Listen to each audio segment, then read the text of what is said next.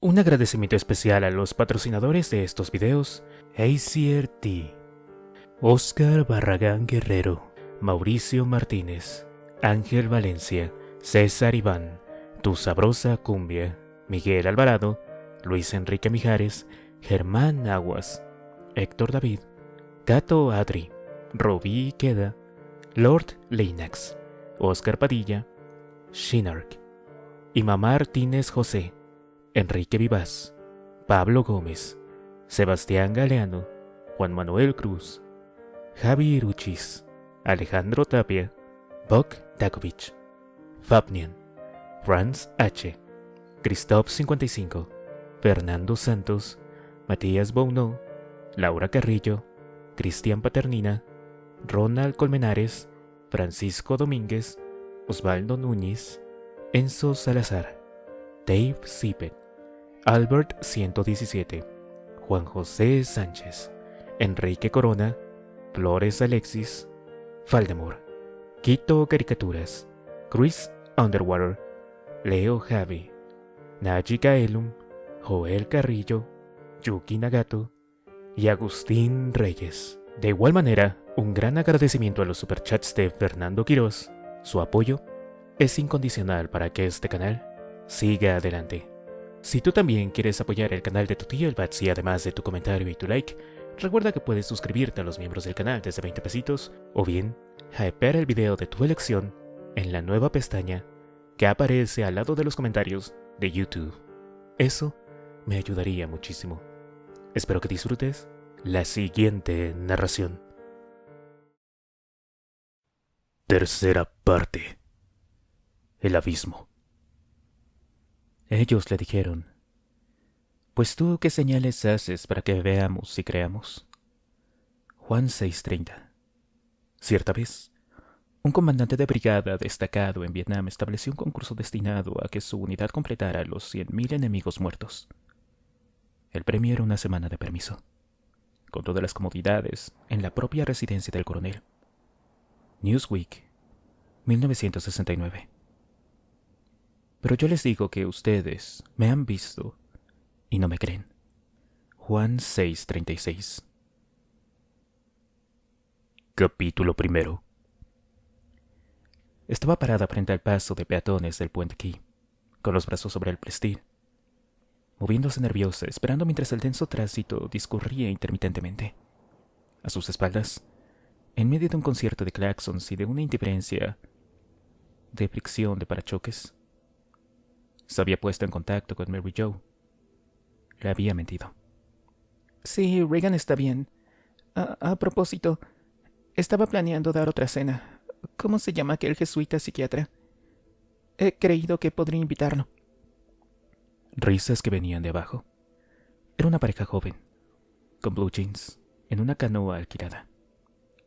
Con un rápido gesto nervioso, tiró la ceniza de su cigarrillo y miró en dirección a la ciudad. Alguien se acercaba a ella, presuroso, vestido con pantalón color khaki y jersey azul. No era un cura. No era él. Volvió a bajar la vista hacia el río hasta su impotencia, arremolinada en la estela de la canoa pintada con brillantes colores. Pudo distinguir el nombre que llevaba pintado: Capricho. El hombre del jersey que se aproximaba, que se detenía al llegar a su lado. Por el rabillo del ojo lo vio apoyar un brazo sobre el pretil y rápidamente desvió la mirada. «Váyase de aquí, estúpido», farfulló en voz ronca mientras arrojaba el río al cigarrillo. «O llamaré a la policía». «Señora McNeil, soy el padre Carras». Sonrojada se incorporó y se volvió hacia él, sobresaltada. El ceño contraído, la mirada severa, todo era algo inusual. «Dios mío, yo soy... Dios mío». Se bajó las gafas de sol confundida e inmediatamente se las volvió a subir, cuando aquellos ojos oscuros y tristes sondearon los suyos. «Lo lamento, señora McNeil. Tendría que haberle advertido que vendría vestido de una manera informal. Lo siento». Su voz era suave. Pareció quitarle un peso. Tenía entrelazadas sus fuertes manos. Eran grandes y sin embargo sensibles, venosas como las que pintaba Miguel Ángel. Chris notó que su mirada se sentía instantáneamente atraída por ellas. He creído que sería mucho menos llamativo, prosiguió él. Parece usted tan preocupada por mantener esto en secreto que... Creo que tendré que haberme preocupado de no ser tan estúpida, respondió ella, hurgando nerviosamente en su bolso. Creí que era usted. ¿Humano? La interrumpió con una sonrisa. Me di cuenta de eso cuando lo vi un día en el campus, dijo ella, que ahora se buscaba algo en los bolsillos de su traje. Por eso lo llamé. Me pareció usted humano. Levantó la mirada y vio que él le observaba las manos. ¿Tiene un cigarrillo, padre? Se palpó en el bolsillo de la camisa. ¿Se anima a fumar uno sin filtro? En este momento me fumaría hasta una soga. Sacó un Camel del paquete. Mis medios económicos me obligan a hacerlo a menudo. Voto de pobreza, ¿verdad? Murmuró ella, con una tensa sonrisa al coger el cigarrillo. El voto de pobreza tiene sus ventajas, comentó él, mientras se buscaba los fósforos en el bolsillo. ¿Cómo qué, por ejemplo? Hace que la sopa tenga mejor sabor. Nuevamente esbozó una sonrisa a medias, mientras miraba la mano de Chris que sostenía el cigarrillo. Temblaba. Vio que el cigarrillo se estremecía con movimientos rápidos e irregulares, y sin vacilar se lo quitó de los dedos. Se lo puso en la boca. Lo encendió, protegiendo con las manos ahuecadas la llama del fósforo. Echó una bocanada de humo y devolvió el cigarrillo a Chris, con la vista fija en los autos que pasaban bajo el puente. Así es mucho más fácil. Los autos levantan mucho viento, le dijo. Gracias, padre. Chris lo miró con gratitud, casi con esperanza. Sabía lo que él había hecho. Lo observó mientras encendía otro cigarrillo para él. Ambos apoyaron luego un brazo en el pretil. ¿De dónde es usted, padre? Nueva York. Yo también. Sin embargo, nunca volvería allí, ¿y usted? Garras luchó contra una angustia que le atenazaba la garganta. No volvería. Esbozó una sonrisa forzada. Pero yo no tengo que tomar esas decisiones. Claro. Soy una estúpida. Es sacerdote y tiene que ir a donde lo manden, ¿verdad? Exacto. ¿Y cómo es que un psiquiatra se metió de cura? Preguntó. Él estaba ansioso por saber cuál era el problema urgente de que ella le había hablado por teléfono. Se ve que tantea el camino, pensó. ¿Pero hacia dónde? No debía presionarla. Ya vendría con el tiempo. Es al revés, la corrigió amablemente. La compañía... ¿Quién? La compañía de Jesús. Me refiero a los jesuitas. Ah, ya veo. La compañía me hizo estudiar medicina y psiquiatría. ¿Dónde? En Harvard. En el Johns Hopkins. En el Bellevue. De repente se dio cuenta de que quería impresionarla. ¿Pero por qué?, se preguntó. Y enseguida dio con la respuesta en los barrios pobres de su niñez, en los gallineros de teatros del East Side, el pequeño Dimmy con una estrella de cine. No está mal, dijo, valorando con la vista y asintiendo con la cabeza. Nosotros no hacemos votos de pobreza mental. Ella percibió irritación en su voz. Se encogió de hombros y se volvió hasta quedar de cara al río. Verá, es que, como yo no lo conozco y... Aspiró profundamente el humo del cigarrillo. Lo exhaló y aplastó la colilla entre el pretil. Es usted amigo del padre Tyler, ¿verdad? Sí, así es. ¿Íntimo? Sí, podría decirse que íntimo. ¿No le dijo nada de la fiesta? ¿De la que celebró usted en su casa? Sí. Pues bien, me dijo que parecía usted humana. Ella no captó su significado o prefirió ignorarlo. ¿No le habló de mi hija? No, no sabía que tuviera usted una hija. Sí, ya tiene 12 años. ¿No se lo dijo de verdad? No. ¿Ni le dijo lo que hizo ella? Le repito que no me habló para nada de ella. Ya veo que los curas saben sujetar su lengua. Depende, respondió Garras. ¿De qué? Del cura. En una zona marginal de su conciencia flotaba una advertencia de peligro contra las mujeres que se sentían atraídas, de forma neurótica, por sacerdotes, a los que deseaban inconscientemente y que, pretextando algún otro problema, se acercaban a ellos para obtener lo inalcanzable. Mire, me refiero a cosas como la confesión. Ustedes no pueden contar nada de lo que se diga en confesión. Ese es el asunto. No podemos decir nada. ¿Y fuera de la confesión? Le preguntó. ¿Qué pasaría si... Le temblaban las manos. Soy curiosa, yo... No, en serio, me gustaría saber qué pasaría si una persona fuera, digamos, un criminal, un asesino o algo así, y acudiera a usted a pedirle ayuda. ¿Lo delataría usted? Si viniera a mí en busca de ayuda espiritual, no lo delataría, respondió. ¿No lo delataría? No, no lo haría. Pero trataría de persuadirlo de que se entregara por sí mismo. ¿Y qué me dice del exorcismo? ¿Perdón? Si una persona está poseída por alguna clase de demonio, ¿cómo exorciza usted? Bueno, en primer lugar tendría que ponerlo en una máquina del tiempo y transportarlo al siglo XVI. Chris se quedó desconcertada. ¿Qué me quiere decir con eso? No lo entiendo. Pues es fácil, señora McNeil.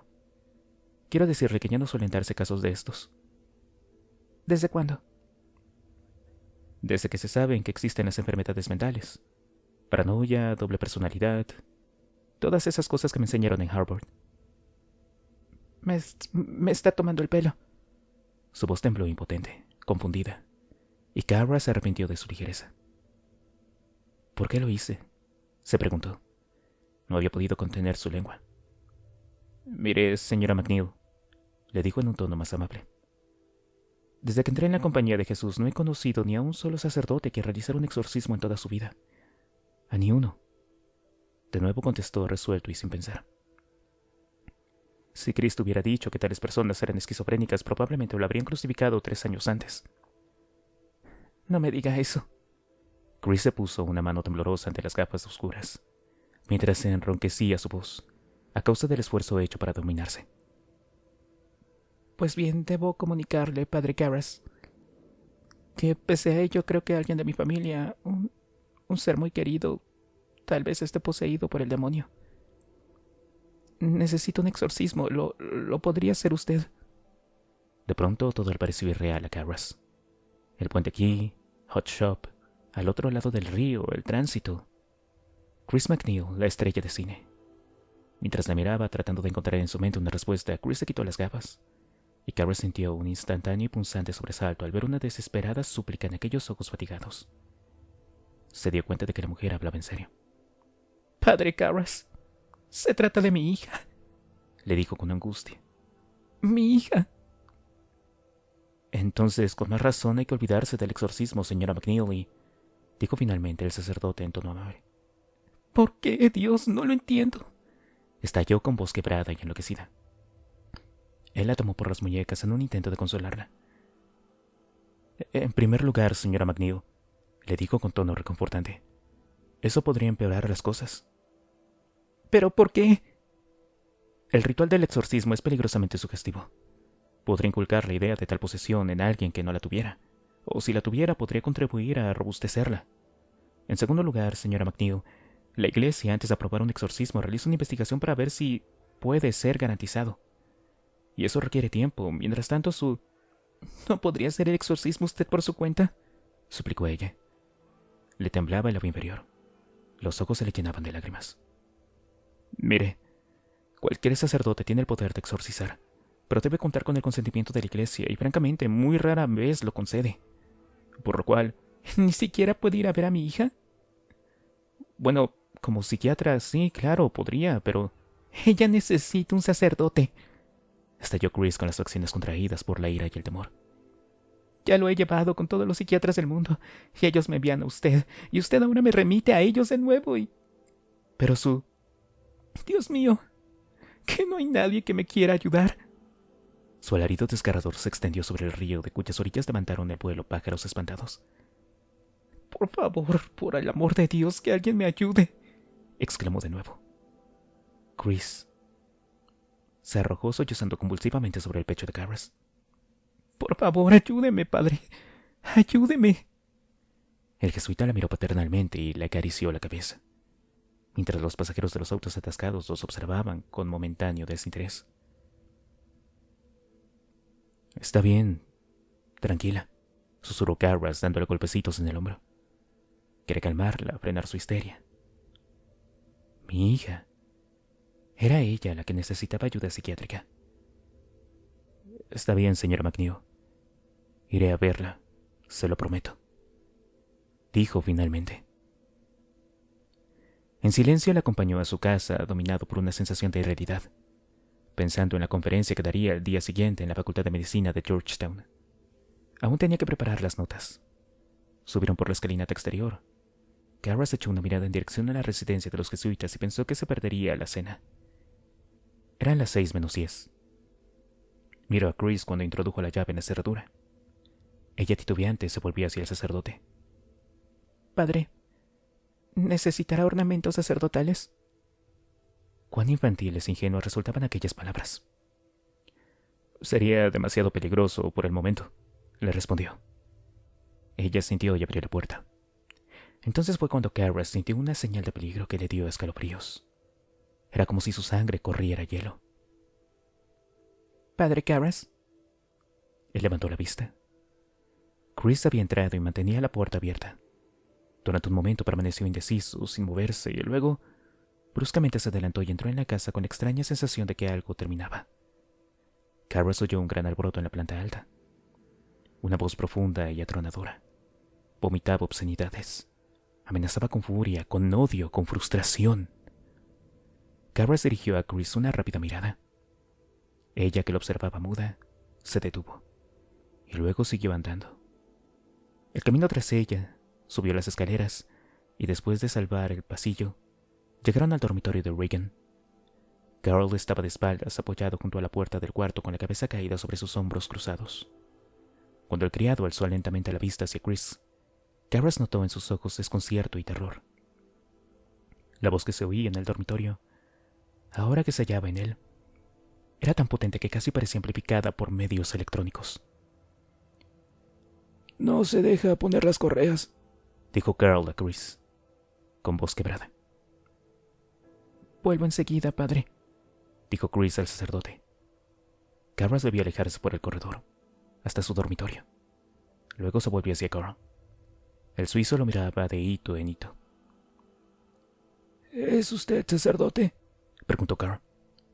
Tras asentir, Garras miró en dirección a la puerta del dormitorio de Regan. A la voz furibunda había seguido ahora un largo y estridente berrido de animal, semejante al de un novillo. Sintió que le tocaba en la mano. Bajó la vista. Es ella, le dijo Chris. Regan. Le alargó una foto. Él la tomó. Una niña muy bonita, de dulce sonrisa. Se la tomaron hace 4 meses, dijo Chris como atontada. Tomó la foto que le devolvió el sacerdote y con la cabeza le hizo un gesto señalando hacia la puerta del cuarto. Por favor, Hendrix, y examínela. Se apoyó contra la pared junto a Carl. Yo esperaré aquí. ¿Quién está con ella?, preguntó Garras. Nadie. Él sostuvo su mirada y luego se volvió con el ceño fruncido, en dirección al dormitorio. Al tocar el tirador, los ruidos de dentro cesaron bruscamente. En el silencio, Garras vaciló. Luego entró en la habitación con lentitud, como si retrocediera ante la punzante y hedionda sensación de excremento mohoso, cuya varada le azotó la cara. Dominando su repulsión, cerró la puerta. Sus ojos quedaron prendidos, atónitos, en aquella cosa que era Regan, en la criatura que yacía de espaldas en la cama, con la cabeza sobre la almohada, mientras sus ojos, desmesuradamente abiertos en las hundidas cuencas, brillaban como loca y astuta inteligencia, interesados y malignos al fijarse en los suyos.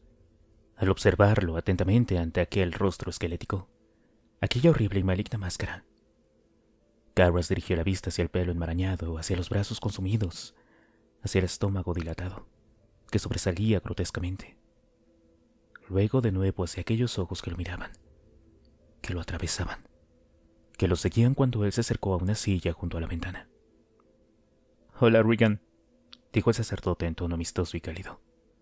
Tomó la silla y la llevó al lado de la cama. «Soy amigo de tu madre. Me ha dicho que no te encontrabas muy bien». Se sentó. «¿Crees que me podrías decir lo que te pasa? En verdad me gustaría ayudarte». Los ojos de la niña brillaron ferozmente, sin parpadear, y una amarillenta saliva le corrió por la comisura de la boca y se deslizó hasta el mentón. Los labios se le pusieron rígidos y esbozaron una mueca en su boca arqueada. Bien, bien, bien, exclamó Regan sardónicamente. Cameron sintió un escalofrío porque la voz era increíblemente profunda y densa, de amenaza y poder. De modo que eres tú, ¿ah? Te han mandado a ti.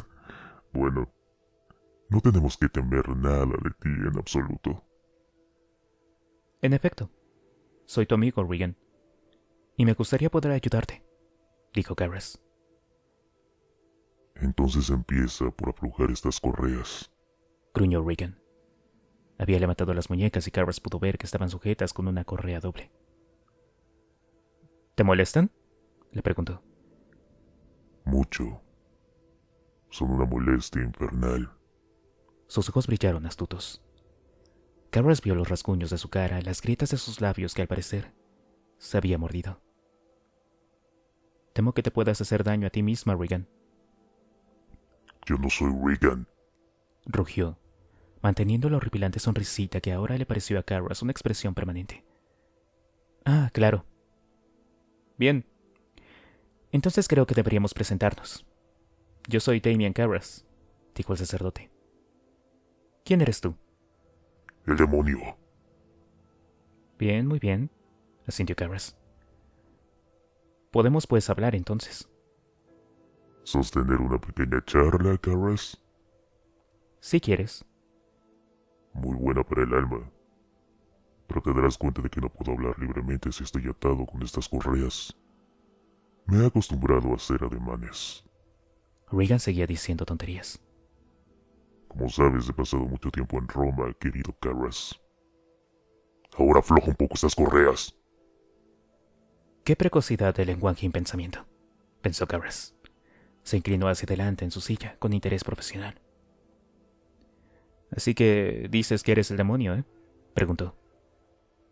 Te lo aseguro, Garrus. Entonces, ¿por qué no haces que las correas desaparezcan?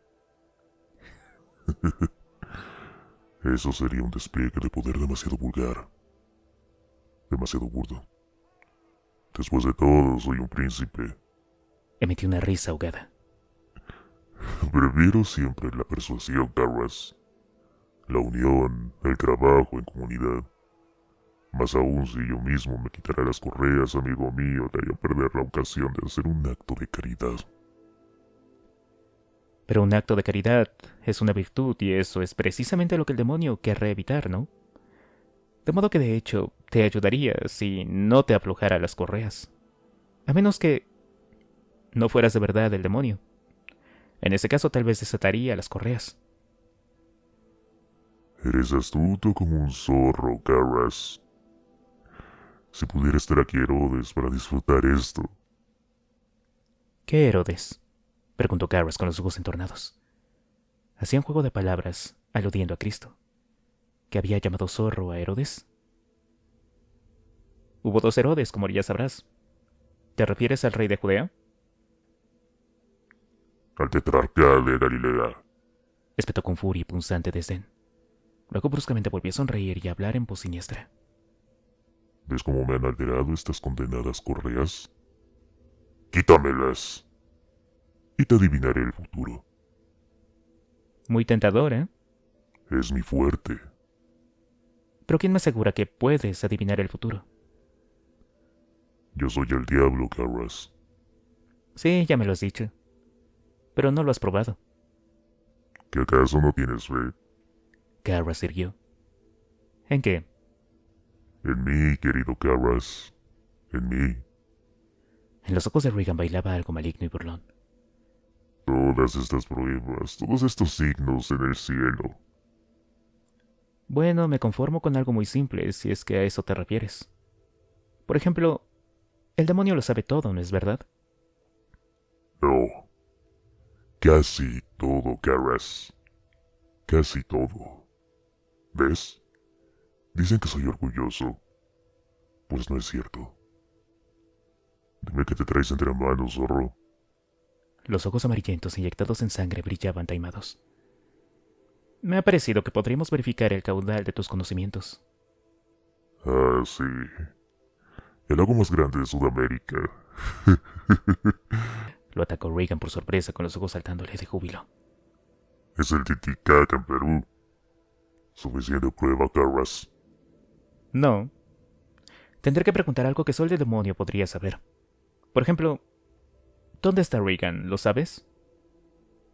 Aquí, ¿Dónde está aquí? dentro de la puerca. Déjame verla. ¿Para qué? Pues para probar que me dices la verdad. ¿Quieres convencerte? Afloja las correas y te lo demostraré, Carras. Déjame verla. Puedo asegurarte que no te distraerás hablando con ella. Es muy mala conversadora, amigo mío. Te recomiendo encarecidamente que te quedes conmigo. Bueno, es obvio que no sabes dónde está, dijo Carras escogiendo sus palabras. De modo que aparentemente no eres el demonio. Sí, lo soy. Rugió Reagan dando un repentino salto hacia adelante, con la cara contraída por la rabia. Carras tembló cuando la potente y terrible voz hizo crujir las paredes de la habitación. Sí, lo soy, Carras. Bueno, entonces déjame ver a Reagan. Eso sería la prueba.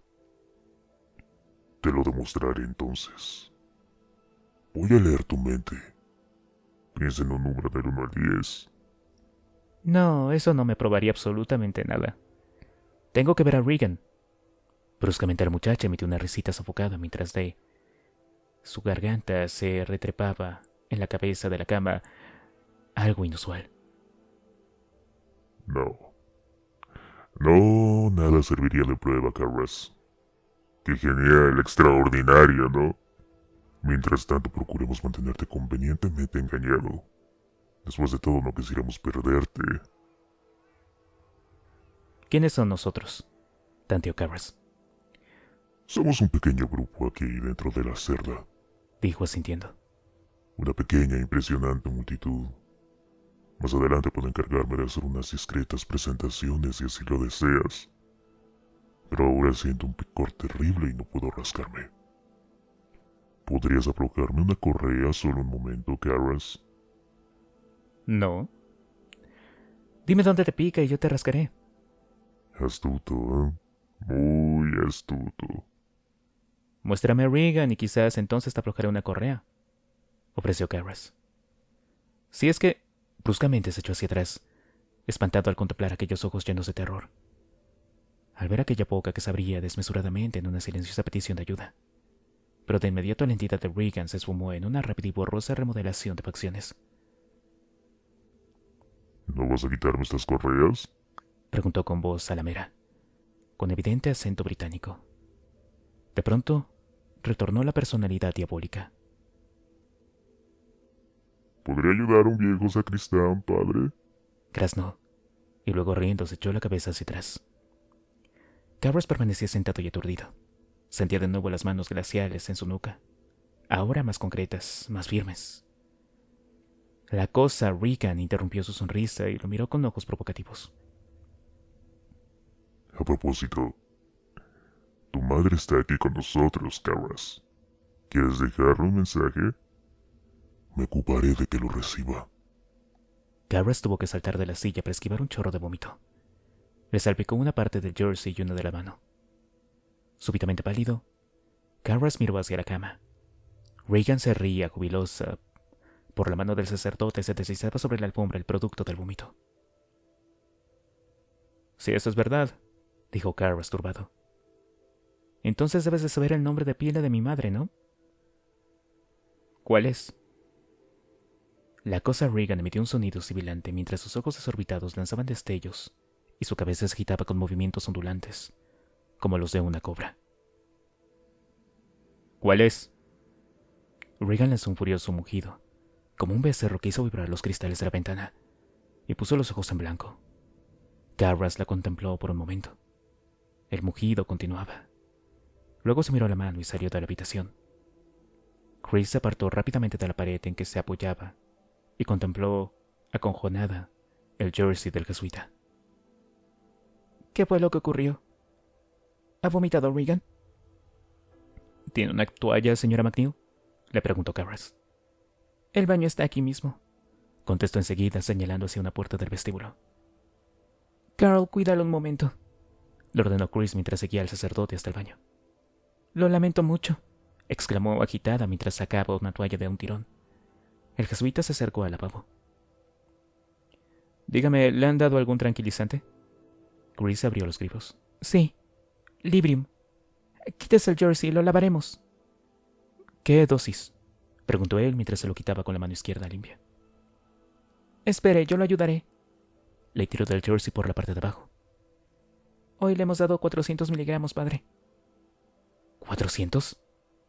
Chris había conseguido levantarle el jersey hasta la altura del pecho. Sí, solo esa dosis nos permitió atarla por las correas. Y aún así hubimos de anuar nuestras fuerzas para... ¿Le administraron usted a su hija 400 miligramos de una sola vez? Vamos, padre, levante la mano. Él los levantó y ella tiró suavemente del jersey. Es increíble la fuerza que tiene. Descorrió la cortina y metió el jersey en la bañera. Willy lo lavará, padre, lo lamento mucho. No se moleste, no importa.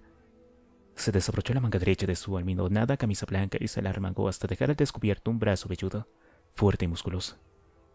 En serio lo lamento, repitió Chris mientras se presentaba en el borde de la bañera. ¿Le dan algo de alimento?, preguntó Carlos poniendo su mano derecha bajo el grifo del agua caliente. Ella apretaba y soltaba la toalla. Era rosada y llevaba el nombre de Regan bordado en azul. No, padre, solo suero Sustagen, cuando duerme. Pero se arrancó la sonda. ¿Se la arrancó? Sí, hoy mismo. Inquieto, Carras se enjabonó y enjuagó las manos, y tras una pausa dijo gravemente: «Tendré que estar en un sanatorio». «No puedo hacer eso», respondió Chris con una voz sin matices. «¿Por qué no, señora McNeil?» «No puedo», repitió con estremecedora ansiedad. «No puedo permitir que intervenga a nadie más. Ella bajó la cabeza suspirando profundamente. «Ha hecho algo, padre. No puedo arriesgarme a que alguien más se entere. Un médico, una enfermera». Levantó la mirada. «Nadie». Carras ceñudo cerró los grifos. ¿Qué pasaría si una persona fuera, digamos, un criminal? Cabizbajo miró hacia el lavabo. Dígame, ¿quién le administra el suero? El Librium. Los demás medicamentos. Nosotros. El médico nos ha enseñado a hacerlo. Pero necesitan receta. Usted puede extendernos algunas, ¿verdad, padre? Carras se volvió hacia ella, con las manos sobre el lavabo, como un cirujano después de higienizarse. Durante un momento se encontró con su mirada fantasmal y percibió en ella una terrible duda de secretismo escondido. Un gran temor. Hizo un gesto indicando a la toalla que sostenía ella. Chris parecía ausente. «¿Me permite la toalla, por favor, señora McNeil?», dijo en tono suave. «Perdón». Se la entregó arrugada, desmayadamente, llena aún de tensas expectaciones, y mirándolo. El jesuita se secó las manos. «Bueno, padre, ¿qué le ha parecido?», preguntó finalmente Chris. «¿Cree que está posesa?». ¿Lo cree usted? «No sé. Yo creía que el experto era usted». ¿Qué es lo que sabe usted acerca de la posesión, señora McNeil? Solo lo poco que he leído. Algunas cosas que me han dicho los médicos». ¿Qué médicos? «Los de la clínica Barringer». Dobló la toalla y la dejó en el toallero. ¿Es católica? «No». ¿Y su hija? «Tampoco». ¿Qué religión profesan? «Ninguna, pero yo...». Dígame, ¿por qué ha acudido a mí entonces? ¿Quién se lo aconsejó? «Lo he hecho porque estoy desesperada. Nadie me ha aconsejado». Carras, de espaldas a ella, jugueteaba con los flecos de la toalla. Usted dijo que los psiquiatras anteriores le habían aconsejado que se dirigiera hacia mí. No sé lo que digo. Me estoy volviendo loca. Mire, debo comunicarle que no me interesa en absoluto el motivo que pueda usted tener, respondió con una intensidad cuidadosamente moderada. Lo único que me importa es hacer cuanto pueda por su hija. pero puedo anticiparle que si lo que busca es un cura por medio del shock para algún tratamiento autosugestivo, usted pierde el tiempo, señora McNeil. Garrett se cogió el toallero para disimular el temblor de su mano. Dicho sea de paso, soy señorita McNeil, le dijo Chris secamente. Él, bajando la cabeza, suavizó su tono. Mire, ya sea el demonio o solo un trastorno mental, haré todo lo posible por ayudarla. Pero debo saber la verdad. Es importante para Regan.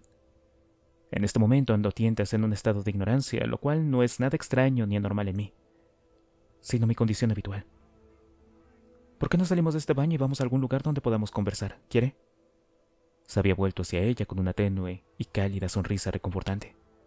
Extendió una mano y para ayudarla a levantarse. Me tomaría una taza de café si no es mucha molestia, señorita McNeil. Y yo algo más fuerte. Mientras Carl y Sharon cuidaban a Regan, se sentaron en el despacho, Chris en el sofá y Carras en una silla junto a la chimenea. Ella le explicó la historia de la enfermedad de su hija, pero se cuidó muy bien de no mencionar ningún fenómeno relacionado con Dennings. El sacerdote escuchaba y decía muy poco. Alguna pregunta de vez en cuando, un gesto de asentimiento, un fruncir de cejas. Chris reconoció que al principio creía que el exorcismo era una cura por shock.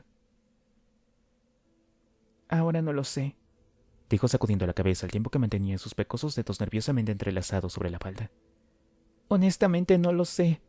Levantó la vista hacia el pensativo sacerdote. ¿Qué es lo que piensa usted, padre? Bueno, comportamiento compulsivo, producto de un sentimiento de culpa, unido, quizás a una doble personalidad. Padre, ya me han repetido eso muchas veces. ¿Cómo puede decirlo también usted, después de lo que ha visto hace un momento? Si usted hubiera visto a tantos pacientes como yo en las salas de psiquiatría, lo podría decir muy fácilmente. ¿Posesión por el demonio? Pero su hija no dice que ella sea un demonio, sino que insiste que es el mismo diablo en persona. Y eso es lo mismo que afirmar que usted es Napoleón Bonaparte. ¿Se da cuenta? Entonces explíqueme lo de los golpes y todas esas cosas. No los he oído. Pues los oyeron también en la clínica Barringer, padre. Así que no fue solo aquí en casa. Bueno, tal vez no necesitemos de un diablo para explicarlos. Pues bien, dígame, ¿de qué se trata?, le exigió. Psicoquinesis. ¿Qué es eso? Habrá oído usted hablar de los fenómenos en los que las cosas cambian de lugar, ¿verdad? ¿Fantasmas que arrojan platos y otros objetos? Garras asintió. No es nada raro, y por lo general se presenta en adolescentes con alguna alteración emocional. Según parece, una extrema tensión mental puede originar a veces una energía desconocida que hace mover objetos a una cierta distancia. No hay nada sobrenatural en eso, como la fuerza normal de Regan. Le repito que es corriente en patología. Digamos, si lo prefiere, que la mente gobierne la materia. Digamos que es una locura. Bien, mire, de cualquier modo, eso sucede fuera de la posesión. Vaya, exclamó cansinamente. He aquí a una atea y un sacerdote. La mejor explicación para cualquier fenómeno, dijo Carras pasando por alto la observación, es siempre la más sencilla, que se presente y que incluya todos los hechos. Puede ser que yo sea un idiota, pero no me aclara nada en absoluto al decirme que un duende encantado que está en la cabeza de una persona tira platos al techo. ¿Qué es entonces? ¿Me puede decir por todos los santos del cielo qué es? No. Nosotros... ¿Qué diablos es eso de la personalidad desdoblada, padre? Usted lo dice, yo lo oigo, pero ¿qué es? ¿Soy acaso una idiota? ¿Me lo puede explicar de un modo que me entre de una vez en la cabeza? En sus enrojecidos ojos había una súplica de desesperada perplejidad. Mire, no hay nadie en el mundo que pretenda entenderlo, le dijo amablemente el sacerdote. Lo único que sabemos es que sucede. Más allá del fenómeno, toda es pura especulación. Pero si lo desea, piense que el cerebro humano contiene 17.000 millones de células. Chris se inclinó atenta hacia adelante con el ceño fruncido. Estas células cerebrales gobiernan aproximadamente 100 millones de mensajes por segundo. Ese es el número de sensaciones que bombardean su cuerpo. Y no solo compaginan todos estos mensajes, sino que lo hacen con eficiencia, sin vacilaciones y sin interponerse una en el camino de la otra. Ahora bien, ¿cómo podrían hacer eso sin formar algún tipo de comunicación. Bueno, parece ser que no pueden, de modo que cada una de esas células tendría conciencia propia. Imagínese por un momento que el cuerpo humano es un impresionante transatlántico y que las células son la tripulación. Una de esas células está colocada en el puente. Es el capitán, pero él nunca sabe con precisión qué hace el resto de la tripulación en las partes inferiores del barco. Lo único que sabe es que éste sigue navegando suavemente, que la tarea se cumple. El capitán es usted, en su conciencia alerta. Y lo que tal vez ocurra en el desdoblamiento de la personalidad sea que, quizás, una de esas células de la tripulación de las partes inferiores del barco suba al puente y se haga cargo del mando. En otras palabras, un motín. ¿Le ayuda esto a entender? Ella miraba incrédula sin pestañear. Padre, eso es tan remoto para mí que casi me resulta más fácil creer que es el diablo. Bueno, mire, yo no sé nada de esas tonterías. Lo interrumpió con voz baja e intensa. Pero le voy a decir algo. Si usted me mostrara a la hermana gemela de Regan, que tuviera la misma cara, la misma voz, que fuera igual hasta en la manera de poner los puntos sobre las íes, no me equivocaría. En un segundo sabría que no es ella. Yo lo sabría. Lo sabría en mis entrañas. Por eso le digo que sé que eso que hay en la planta alta no es mi hija. Lo sé. Se reclinó exhausta. Ahora dígame qué he de hacer. Vamos, dígame. ¿Qué sabe usted con certeza? Que mi hija no tiene ningún problema que no sea en la cabeza, que no necesita un exorcismo, que usted sabe que no le haría ningún bien. Dígamelo. Dígame que me equivoco y qué es lo que debo de hacer ahora. Durante unos segundos inquietos y largos el sacerdote permaneció en silencio. Luego respondió suavemente. Bueno, hay pocas cosas de ese mundo que yo conozca con certeza. Meditó hundido en una silla. Luego volvió a hablar. Normalmente, ¿es bajo el tono de voz de Regan?, preguntó. No, más aún yo diría que es muy alto. ¿La considera usted precoz? De ninguna manera. ¿Sabe qué cociente de inteligencia tiene? Normal. ¿Y sus hábitos de lectura? Principalmente revistas de historietas. ¿Y cree usted que el estilo de su lenguaje es muy distinto del normal? Totalmente. Ella nunca ha empleado ni la mitad de esas palabras. No me refiero al contenido de su lenguaje, sino al estilo. ¿Estilo? Sí, la forma de coordinar las palabras. No creo entender bien lo que quiere decir, padre. ¿No tiene usted algunas cartas escritas por ella? ¿Composiciones, una grabación de voz, tal vez? Sí, hay una cinta en la que le habla a su padre. La estaba grabando para mandársela como carta, pero nunca la terminó. ¿La quiere? Sí. Y también necesito los informes médicos, especialmente los del archivo de la clínica Barringer. Mire, padre, ya he andado por ese camino y... Sí, lo sé, señorita McNeil, lo sé. Pero tendré que ver los informes personalmente. De modo que todavía se opone a un exorcismo, ¿verdad? Solo me opongo a la posibilidad de hacerle a su hija más daño que bien. Pero ahora está hablando estrictamente como psiquiatra, ¿no? Se equivoca, también hablo como sacerdote. Si voy al obispado o a donde haya que ir, a pedir permiso para realizar un exorcismo, lo primero que necesito es un indicio bastante sólido de lo que el estado de su hija presenta es totalmente verídico. Y no es puramente un problema psiquiátrico. Luego tendría que presentar evidencias que la Iglesia pudiera considerar como signos de posesión. ¿Cómo cuáles? No lo sé, tendría que averiguarlo. ¿Se está burlando de mí? Yo creía que usted era un experto. En este preciso instante, tal vez sepa usted más que la mayoría de los sacerdotes sobre posesión diabólica. Entretanto, ¿cuándo me puede conseguir los informes de los Barringer? Fletaré un avión si es necesario. ¿Y la cinta grabada? Chris se levantó. Voy a ver si la encuentro. Y otra cosa, agregó mientras ella se detenía junto a la silla del sacerdote. Ese libro que usted mencionó, en el que hay un capítulo sobre posesión, ¿cree que puede haberlo leído Regan antes de comenzar su enfermedad? Chris se concentró, pasándose las uñas por los dientes. Me parece recordar que leyó algo el día antes de que empezara el problema, aunque en realidad no estoy segura del todo. Pero lo hizo en algún momento, creo. No, estoy segura. Bien segura. Me gustaría echarle una ojeada. ¿Me lo podría prestar? Es suyo.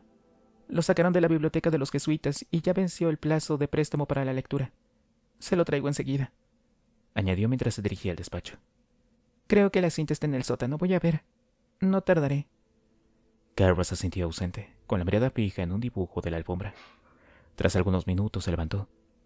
Caminó despacio hasta el vestíbulo y se quedó inmóvil en la oscuridad, inexpresivo, como en otra dimensión, mirando a la nada, con las manos en los bolsillos mientras escuchaba el gruñido de un cerdo en la planta alta, los aullidos de un chacal, hipos y siseos.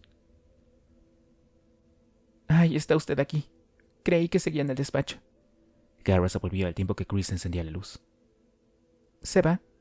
Se acercó a él con el libro y la cinta. Lo lamento, pero tengo que preparar una conferencia para mañana. Ah, sí. ¿Dónde? En la Facultad de Medicina. Tomó el libro y la cinta que le tendría Chris. Trataré de volver mañana, por la tarde o por la noche. Mientras tanto, si ocurre algo urgente, no deje de llamarme a cualquier hora. Diré en la centralita que la comunican conmigo, ¿sí? Ella sintió. El jesuita abrió la puerta. Bueno, ¿qué tal está de medicamentos? Le preguntó. Bien. Tengo recetas para volver a conseguir los productos. ¿Piensa llamar de nuevo a su médico? La actriz cerró los ojos y muy suavemente negó con la cabeza. Tenga en cuenta que yo no soy un clínico. La previno. No puedo, susurró. Carras logró captar su ansiedad, que la golpeaba como las olas en una playa desconocida. Bueno, tarde o temprano tendré que informar a uno de mis superiores acerca de este asunto, especialmente si voy a tener que venir a horas intempestivas de la noche. ¿Tiene que hacerlo?, preguntó Chris frunciendo el ceño con preocupación. Si no fuera así, podría parecer algo extraño, ¿no cree usted? Ella bajó la vista. Sí, entiendo. ¿Tiene algún inconveniente? Voy a decir solo lo necesario. No se preocupe. No se enterará nadie. Chris elevó su cara, en la que se leía el tormento, hacia los ojos enérgicos y tristes de Carras, en los que vio fortaleza y dolor. Bueno, dijo débilmente. Y ella confió en el dolor. Él la sintió. Ya hablaremos, señorita McNeil. Iba ya a marcharse, pero se detuvo un momento en la puerta pensativo, con una mano en los labios. Disculpe, ¿sabía su hija que iba a venir un sacerdote? No, no lo sabía nadie más que yo. ¿Y sabía usted que mi madre ha muerto hace poco? Sí, lo lamento mucho. Me refiero a si Regan estaba enterada. ¿Por qué? ¿Estaba enterada Regan o algo por el estilo?, insistió él. No, en absoluto. ¿Por qué lo pregunta?, repitió Chris con las cejas levemente arqueadas por la curiosidad. No es importante. Se encogió de hombros. Solo quería saberlo. Examinó las facciones de la actriz con ademán de preocupación. ¿Está durmiendo usted? Solo un poco. Entonces consígase píldoras. ¿No toma Librium, sí? Sí. Pruebe con 20. 2 veces al día. Mientras tanto, trate de mantenerse alejada de su hija. Cuanto más expuesta esté a este comportamiento actual, mayor sería la posibilidad de que se produzca daño permanente en el tocante a sus sentimientos por ella. Manténgase serena y relájese. No va a ayudar en nada a Regan un colapso nervioso. Ella sintió abatida con la vista baja. Y ahora, por favor, vaya a la cama, le dijo con dulzura. ¿Verdad que lo hará? ¿Ahora mismo? Sí, dijo ella suavemente. Se lo prometo. Lo miró tratando de esbozar una sonrisa. Buenas noches, padre. Gracias. De verdad, gracias. Durante un momento la contempló inexpresivamente. Luego, con ademán resuelto, se marchó. Chris lo observó desde la puerta. Cuando cruzaba la calle pensó que tal vez había llegado tarde para la cena. Después se preguntó si tendría frío. Se iba bajando las mangas de la camisa. En el cruce de las calles Prospect y P, se le cayó el libro y se inclinó con rapidez para cogerlo. Luego dobló la esquina y desapareció de la vista. Al verlo esfumarse, de pronto se dio cuenta de que se sentía aliviada. No vio a Kinderman sentado, solo en un auto de la policía sin distintivo alguno. Cerró la puerta. Media hora más tarde, Damian Carras regresó apresurado a su habitación en la residencia de los jesuitas, con varios libros y periódicos de la biblioteca de Georgetown. Los depositó sobre su mesa y luego hurgó en sus cajones en busca de un paquete de cigarrillos. Encontró unos cuantos Camel, encendió uno, aspiró profundamente y mantuvo el humo en los pulmones mientras pensaba en Regan. Histeria. Tiene que ser histeria. Exhaló el humo, insertó los pulgares en su cinturón y miró los libros. Se había traído Posesión de Oesterreek, Los demonios de London de Huxley y Parapraxis en el caso de Heisman de Freud. Posesión por el demonio y exorcismo en la primera época del cristianismo, a la luz de las ideas modernas sobre las enfermedades mentales, de McCasland, así como extractos de revistas psiquiátricas sobre neurosis de posesiones diabólicas en el siglo XVII, y la demonología de la psiquiatría moderna de Freud.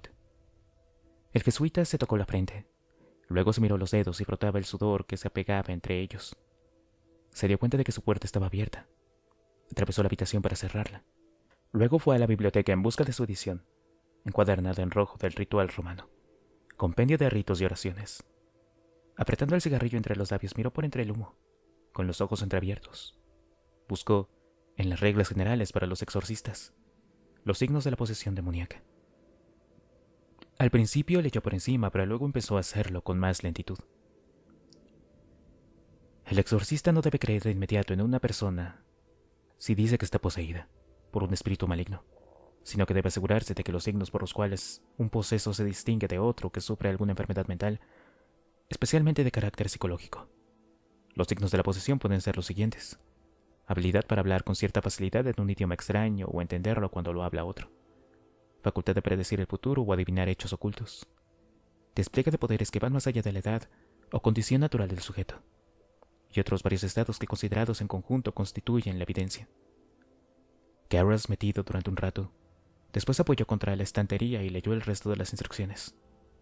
Cuando hubo terminado se dio cuenta de que volvía a mirar la instrucción número 8. Algunos revelan un crimen cometido y los nombres de los asesinos.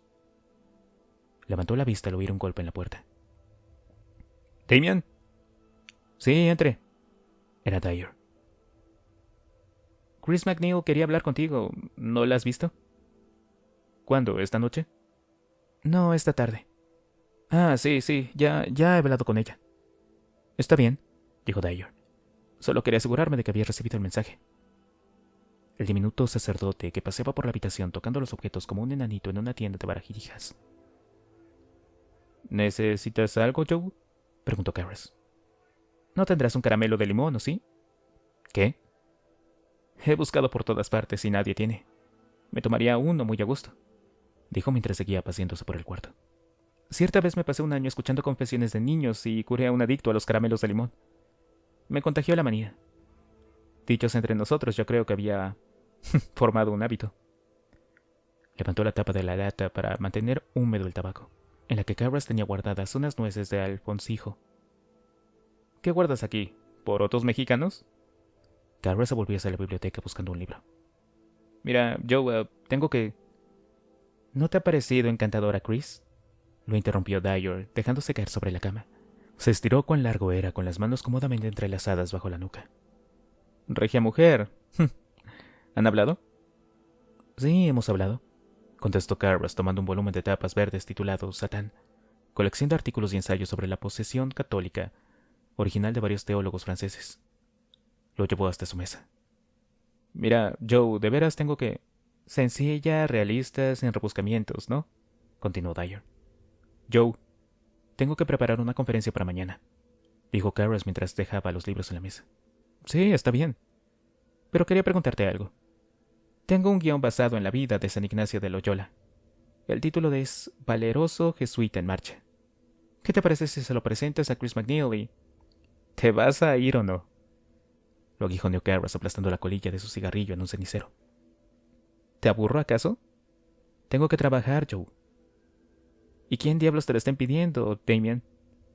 Vamos, te lo digo en serio. Garras había empezado a desabrocharse la camisa. Me voy a dar una ducha y después me pondré a trabajar. A propósito, no te he visto a la hora de la cena, dijo Dyer levantando reacio de la cama. ¿Dónde has comido? No he comido. Eso es una estupidez. ¿Por qué ese régimen si solo usa sotana? Se había acercado a la mesa y olía un cigarrillo. Eso está anticuado. ¿Hay alguna grabadora en la residencia?, preguntó Karras. En la residencia no hay ni siquiera un caramelo de limón. Utilice el laboratorio de idiomas. ¿Quién tiene la llave? ¿El padre director? No, el padre portero. ¿La necesitas esta noche? Sí, dijo Karras, dejando la camisa sobre el respaldo de la silla. ¿Dónde puedo encontrarlo? ¿Quieres que te lo consiga yo? ¿Podrías hacerlo? De verdad, tengo mucho trabajo. No te lo tomes con tanto calor. Gran beatífico jesuita, médico de brujas. Ya voy. Taya abrió la puerta y se fue. Karras se duchó y luego se vistió con pantalones y una camisola. Al sentarse a su mesa vio un cartón de Camel sin filtro y al lado una llave con una etiqueta que decía Laboratorio de Idiomas y otra Frigorífico del Refectorio. Atada a la segunda había una notita. Es mejor que lo hagas tú en vez de las ratas. Karras sonrió al ver la firma. Atentamente, el niño caramelo de limón. Puso a un lado la notita y luego se quitó el reloj de pulsera y lo colocó frente a él sobre la mesa. Eran las 10:50 de la noche. Comenzó a leer. Freud, McCasland, Satán, el estudio exhaustivo de Oysterreek. Poco después de las 4 de la mañana había terminado. Se restregó la cara, los ojos le picaban, miró el cenicero, cenizas y colillas retorcidas. Denso humo en el ambiente. Se puso de pie y caminó hacia la ventana con paso cansino. La abrió. Contuvo el aliento ante el frío del húmedo aire de la madrugada y se quedó pensando. Regan tenía el síndrome físico de la posesión. Lo sabía. Sobre eso no había dudas. Porque en todos los casos precedieron del lugar geográfico o periodo histórico, los síntomas de la posesión eran sustancialmente constantes. Regan había experimentado algunos. Estigmas, deseo de comidas repugnantes, insensibilidad al dolor, hipo frecuente, sonoro e irreprimible. Pero los otros los había manifestado con claridad. Excitación involuntaria, motora, aliento fétido, lengua saburral, caquexia, gastritis, irritaciones en la piel y membrana mucosa. Más ostensibles aún eran los síntomas de los casos que Oysterreek había caracterizado como posesión genuina. El sorprendente cambio de la voz y de las facciones, más la manifestación de una nueva personalidad. Karras levantó la vista y miró sombríamente la calle. Por entre las ramas de los árboles alcanzaba a ver las casas y la gran ventana del dormitorio de Regan. Cuando la posesión era voluntaria, como en el caso de los mediums, la nueva personalidad era a menudo benigna. Sí, lo mismo que mi tía, reflexionó Karras. El espíritu de una mujer que había poseído un hombre. Un escultor, por poco tiempo, 1 hora cada vez, hasta que un amigo del escultor se enamoró locamente de ella. Imploraba al escultor que la dejara permanecer para siempre en posesión de su cuerpo. Pero Regan... no hay ninguna tía. Caviló ceñudo. La personalidad invasora era maligna, depravada, típica de casos de posesión diabólica en los cuales la nueva personalidad buscaba la destrucción del cuerpo que le contenía. Y a menudo lo conseguía. Pensativo, el jesuita volvió hasta su mesa, tomó un paquete de cigarrillos y encendió uno. Bueno, está bien, tiene los síntomas de la posesión, pero ¿cómo la curamos? Apagó el fósforo. Depende de la causa desencadenante. Se sentó en el borde de la mesa y pensó.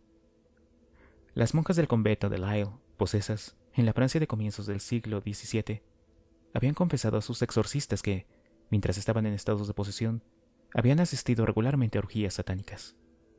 El jesuita movió la cabeza. Al igual que en el caso de Lisle, pensaba que las causas de muchas posesiones eran una mezcla de fraude y mitomanía. Sin embargo, otras parecían haber sido originadas por enfermedades mentales.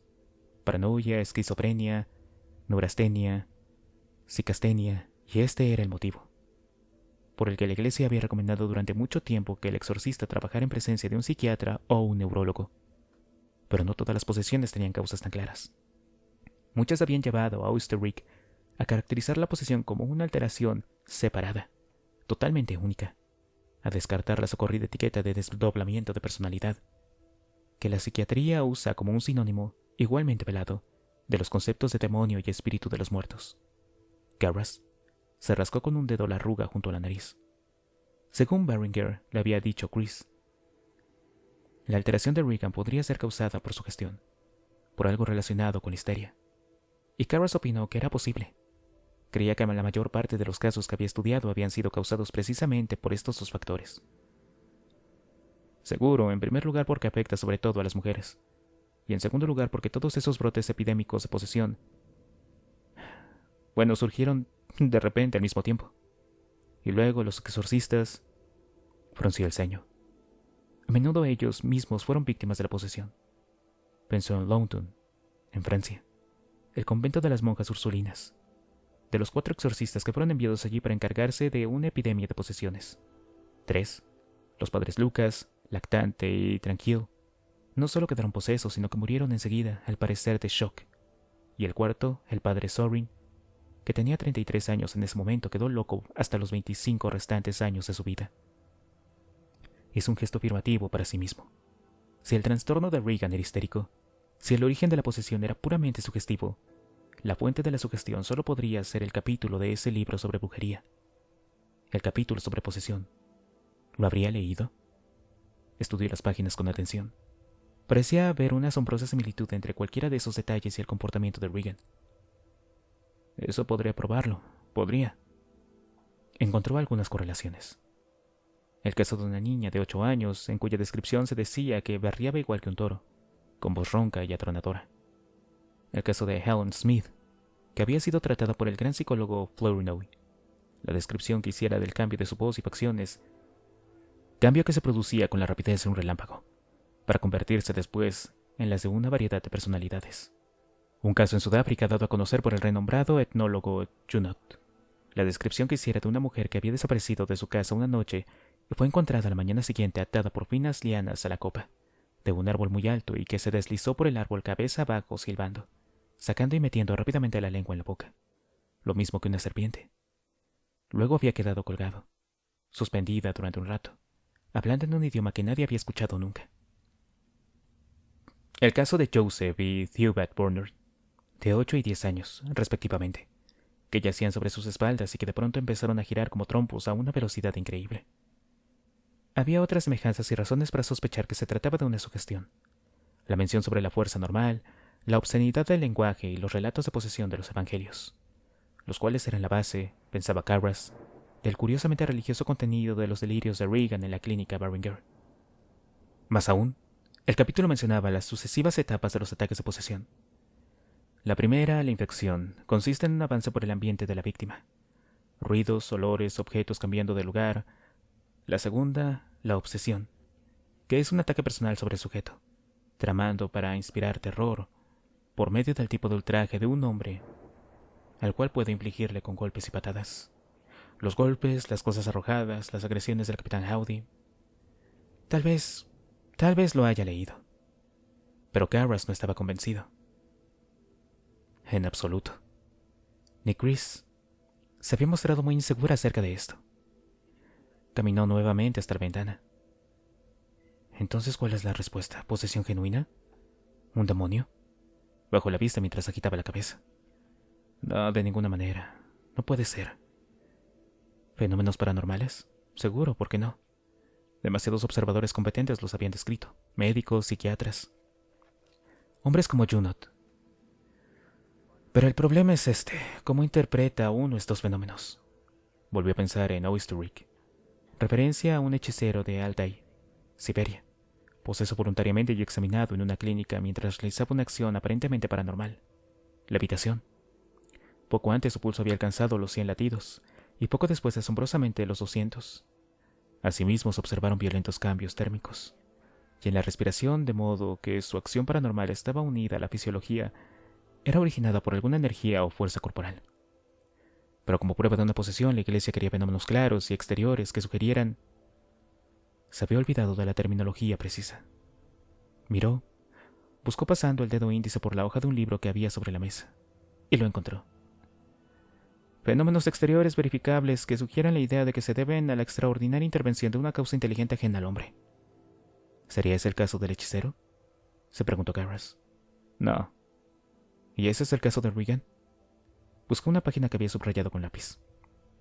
El exorcista tendrá sumo cuidado de no dejar sin explicación ninguna de las manifestaciones del paciente. Hizo un gesto afirmativo con la cabeza. Bien, veamos. Moviéndose por la estancia, examinó las manifestaciones de la alteración de Regan, junto con sus posibles explicaciones. Las descartó mentalmente una por una. El asombroso cambio de las facciones de Regan, en parte por su enfermedad, en parte por la falta de alimentación. Sobre todo se debía a un cambio de fisonomía como expresión de la constitución psíquica. No importa lo que signifique eso, agregó con desagrado. El asombroso cambio en la voz de Regan.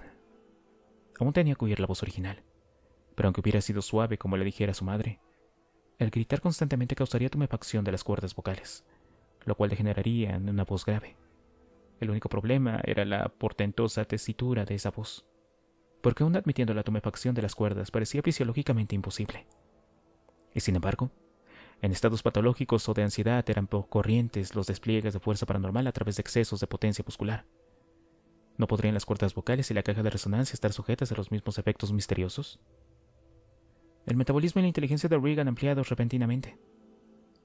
Criptomnesia, reminiscencias enterradas de palabras, y datos de los que había estado expuesta quizá en su infancia. En los sonámbulos, y frecuentemente en los moribundos, los datos enterrados salían a menudo a la superficie con una fidelidad casi fotográfica. El hecho de que Regan lo hubiera reconocido como sacerdote, un gran acierto. Si ella había leído el capítulo sobre posesión, podría haber estado a la espera de la visita de un sacerdote. Y de acuerdo con Jung, la inconsciente conciencia y sensibilidad de los histéricos podía ser en ocasiones 50 veces mayor que la normal, lo cual explicaba la aparente auténtica lectura del pensamiento que hacen los médiums valiéndose de golpes en la mesa, pues lo que el inconsciente del médium leía en realidad eran los temblores y vibraciones creados en la mesa por las manos de las personas a quien supuestamente leían los pensamientos. Los temblores trazaban letras y números. De este modo, era posible que Regan hubiera podido leer su identidad simplemente por su manera de comportarse, por el aspecto de sus manos, por el aroma a vino sacramental. El hecho de que Regan supiera que había muerto la madre de Garras. Una casualidad. Él tenía 46 años. ¿Podría ayudar a un viejo monaguillo, padre? Los textos usados en los seminarios católicos aceptaban la telepatía como una realidad y un fenómeno natural a la vez. La precocidad intelectual de Regan. Al observar personalmente un caso de múltiple personalidad que incluía fenómenos ocultos, el psiquiatra Jung había llegado a la conclusión de que en los casos de sonambulismo histérico no solo se incrementaban las percepciones inconscientes, sino también el funcionamiento del intelecto, ya que la nueva personalidad en el caso en cuestión parecería mucho más inteligente de que la primera, y sin embargo Garras estaba desconcertado. El mero hecho de describir el fenómeno ¿lo explicaba? Bruscamente se detuvo junto a la mesa, porque de pronto comprendió que el juego de palabras que hiciera Regan sobre Herodes era mucho más complicado aún de lo que al principio había parecido. Recordó que cuando los fariseos comunicaron a Jesús las amenazas de Herodes, él les contestó: «Id a decirle a ese zorro que yo arrojo demonios».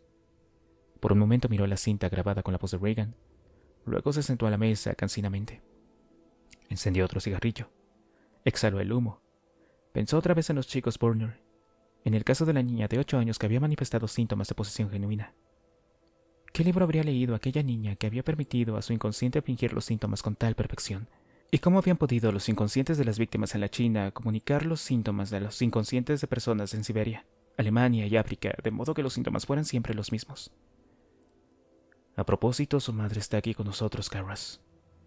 Miraba sin ver mientras el humo de su cigarrillo se elevaba cual rizados susurros de memoria. El sacerdote se reclinó observando el cajón inferior izquierdo de la mesa. Siguió mirando un rato. Después se inclinó lentamente. Abrió el cajón y extrajo un descolorido cuaderno de ejercicios. Educación para adultos, de su madre. Lo puso sobre la mesa y pasó las páginas con tierno cuidado. Letras del abecedario, veces y más veces. Luego, ejercicios sencillos. Lección 6. Mi dirección completa. Entre las páginas un intento de cartas. Enseguida otro encabezamiento, incompleto, y desvió la mirada. Vio los ojos de su madre en la ventana, esperando.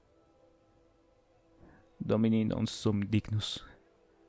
Los ojos se convirtieron en los de Regan. Ojos que gritaban, ojos que esperaban. Pero di una palabra tuya. Echó una mirada a la cinta magnetofónica. Salió de la habitación. Llevó la cinta al laboratorio de idiomas. Encontró una grabadora, se sentó, enrolló la cinta en un carrete vacío y se colocó los audífonos. Puso en funcionamiento el aparato. Luego se inclinó hacia adelante y escuchó, exhausto, presa de emoción. Durante unos segundos, solo el silbido de la cinta, chirridos del mecanismo y de repente, un ruido de micrófono. Hola. Como fondo, la voz de Chris MacNeil que hablaba bajito. No tan cerca del micrófono, querida. Sepárate un poco. ¿Así? Sí, está bien así. Ya puedes hablar. Risitas. Un golpe del micrófono contra una mesa. Luego la voz clara y dulce de Regan MacNeil. Hola, papi. Soy yo. No sé qué decir. Cuéntale cómo estás. Dile qué has estado haciendo. Más risitas. Bueno, papi, espero que me puedas oír bien. Vamos a ver. Ante todo estamos... No, espera. Estamos en Washington, papi. ¿Sabes? Aquí es donde vive el presidente y esta casa... No, espera. Lo mejor es que empiece de nuevo, papi. Garras escuchó vagamente el resto desde el fondo de sí mismo, a través del rugido de la sangre que se agolpaba en los oídos como el estruendo del océano, y sintió que le corría una anonadante intuición por el pecho y la cara. Lo que vi en el dormitorio no era Regan. Regresó a la residencia de los jesuitas. Encontró un cuartito, dijo misa antes de que todos se pusieran en movimiento. En la congregación, al levantar la hostia, ésta tembló entre sus dedos con una esperanza que no se animaba a esperar. «Porque este es mi cuerpo», susurró trémulo. Luego comulgó. Después de misa no desayunó. Tomó apuntes para su conferencia. Dio su clase en la Facultad de Medicina de Georgetown. Desgranó roncamente una charla mal presentada y mal preparada. Y considerando los síntomas de muchos trastornos maníacos, Cedrán. Papi, soy yo. ¿Pero quién era yo? Garras terminó pronto la clase y regresó a su habitación. Se sentó a la mesa, apoyó en ella las palmas de las manos y concienzudamente volvió a examinar la posición de la iglesia acerca de los signos paranormales de la posesión por el demonio. ¿Me habré obsesionado?, se preguntaba. Examinó con detenimiento los puntos principales en Satán. Telepatía, fenómeno natural, el movimiento de objetos a distancia hace sospechar. Del cuerpo puede emanar un fluido. Nuestros antepasados, la ciencia. Hoy debemos tener más cuidado, no obstante la evidencia de situaciones paranormales.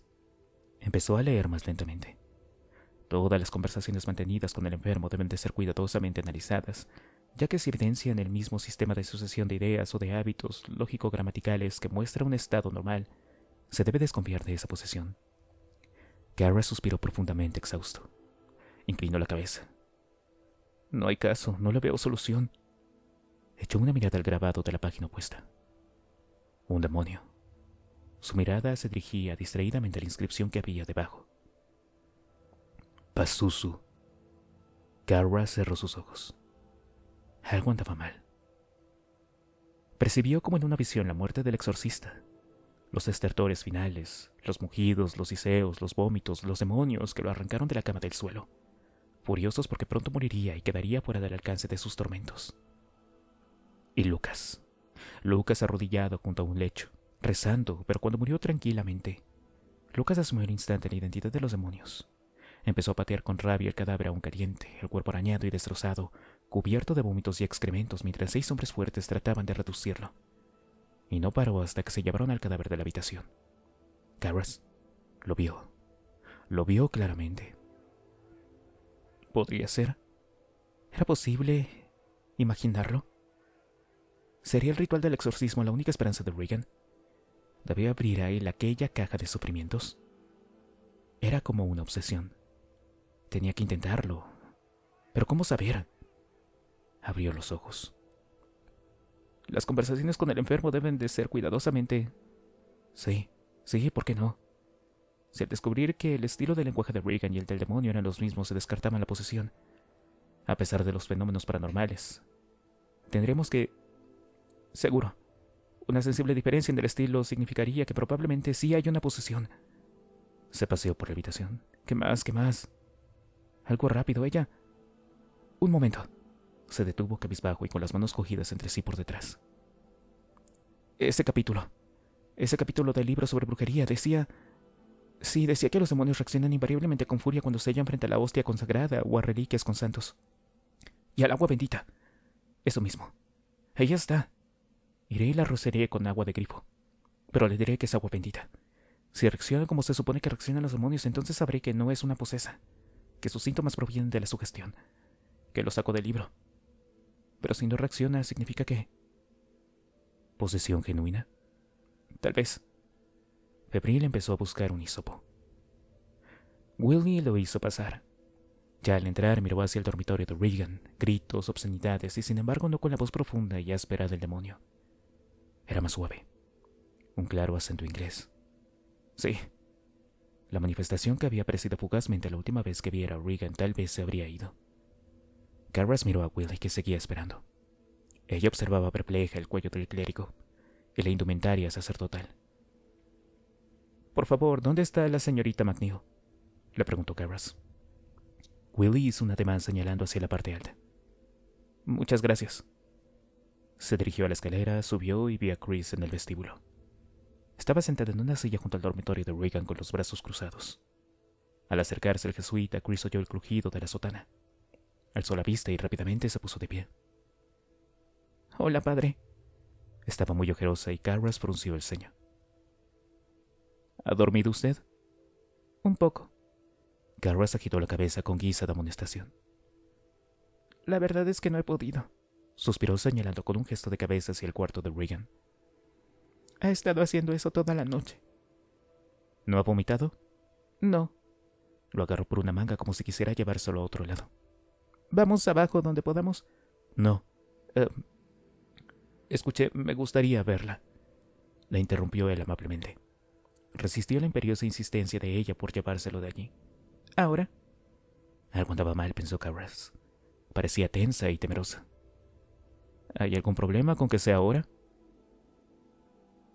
Ella echó una furtiva mirada a la puerta del dormitorio de Regan. Desde dentro chilló la áspera voz enloquecida. ¡Nazi de mierda, asqueroso! ¡Nazi de mierda! Chris desvió la mirada. Luego de mala gana ascendió. Vaya, entre. Disculpe, ¿de casualidad no tendrá una grabadora? Sus ojos exploraron los de él con rápidos parpadeos. ¿Me la podrían mandar al dormitorio con una cinta virgen, por favor? Ella frunció el ceño desconfiada. ¿Para qué? ¿Quiere usted grabar? Sí, es importante que... Padre, no puedo permitirle que... Mire, necesito hacer comparaciones del estilo de lenguaje. Le interrumpió con firmeza. Ahora, por favor. Debe de confiar en mí. Cuando se volvieron hacia la puerta del dormitorio, un impresionante torrente de obscenidades pareció expulsar a Carl de la habitación. Tenía el rostro demudado y llevaba ropa de cama y paños manchados. ¿Le ha puesto las correas, Carl?, preguntó Chris cuando el sirviente cerraba la puerta tras de sí. Carl miró fugazmente a Carras y luego a Chris. «Las tiene puestas», dijo con toda contestación y se dirigió hacia la escalera. Chris lo observaba. Se volvió hacia Carras. «De acuerdo. Haré que le suban la grabadora». Y bruscamente se echó a andar por el vestíbulo. Carras lo observó durante un momento. Estaba desconcertado. ¿Qué era lo que pasaba? Notó un repentino silencio en el dormitorio. Fue breve. Oyó de nuevo una risa diabólica. Se adelantó, tanteó el hisopo con su bolsillo, abrió la puerta y entró en la habitación. El hedor era más penetrante aún que el día anterior. Cerró la puerta. Miró aquel horror, aquella cosa sobre la cama mientras se acercaba. La cosa lo iba observando con ojos burlones, llenos de astucia, llenos de odio, llenos de poder. Hola, Carras.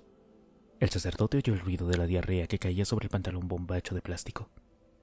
Le habló con calma desde los pies de la cama. Hola, demonio. ¿Cómo te sientes hoy? En este momento muy contento de verte. Podría decirse que está feliz. La lengua le colgaba fuera de la boca, mientras los ojos examinaban a Carras con insolencia. Veo que te estás poniendo algo pálido, Carras. Muy bien. Otra descarga diarreica. ¿No te molestará un poco de dolor, o sí, Carras? En absoluto. Eres un maldito mentiroso. ¿Y te molesta que lo sea? Sí, algo. Pues al diablo le gustan los mentirosos, ¿no? Solo los buenos, querido Carras. Solo los buenos mentirosos. Pero, ¿quién te ha dicho que soy el diablo? ¿Que no fuiste tú? Oh, puedo haberlo dicho, claro. Puedo. No estoy bien, ¿me creíste acaso? Por supuesto. Mil disculpas entonces. Dices que no eres el diablo. ¿Mm? Soy solo un pobre demonio que lucha. Un diablo, no el diablo. Una diferencia sutil, claro. Pero no he perdido enteramente mi influencia sobre nuestro padre que está en el infierno. A propósito, cuando lo veas no le digas que me he huido de la lengua. ¿Cuándo lo vea? ¿Acaso está aquí? Preguntó el sacerdote. ¿En esta puerta? No, de ninguna manera. Somos solo una pobre familia de almas en pena, amigo mío. No nos culpes por estar aquí. Pero es que no tenemos a dónde ir. No tenemos un hogar. ¿Y cuánto tiempo piensa en quedarse? La cabeza pegó un salto de la almohada contraída con furia mientras rugía. ¡Hasta que esta puta se muera! Inmediatamente Regan volvió a adoptar su sonrisa tonta con una boca amplia. A propósito, es un día magnífico para un exorcismo. ¿No te parece, Carras? El libro. Tiene que haber leído el libro. Lo taladró una mirada de expresión sardónica. Comiénzalo pronto, enseguida. Incongruente. Allí había algo extraño. ¿Acaso te gustaría eso? Muchísimo. ¿Pero que no te echaría eso fuera de Regan? El demonio apoyó la cabeza riendo como maníaco. Luego se interrumpió en seco.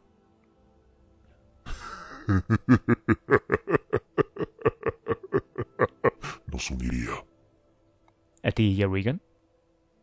A ti y a nosotros, mi buen amigo. Tú con nosotros.